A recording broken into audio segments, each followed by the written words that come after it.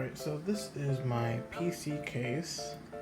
I've been using it for about a month, a little over a month now.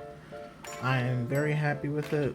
I love the RGB, it's a LED, rainbow LED fan in the front.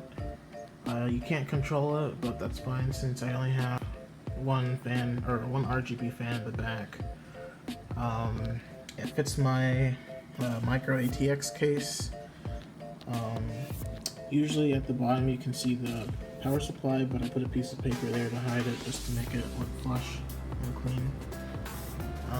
You have these I/O ports at the top here, 2 USBs or 3 USBs, power button, an LED button for if you're controlling RGB, and a reset button. There's also some vents at the top to let air out. Right on the back, and you can see on the side, and then you can see the back here. Plenty of ventilation. I'm very happy with how this turned out, and I would definitely recommend this case.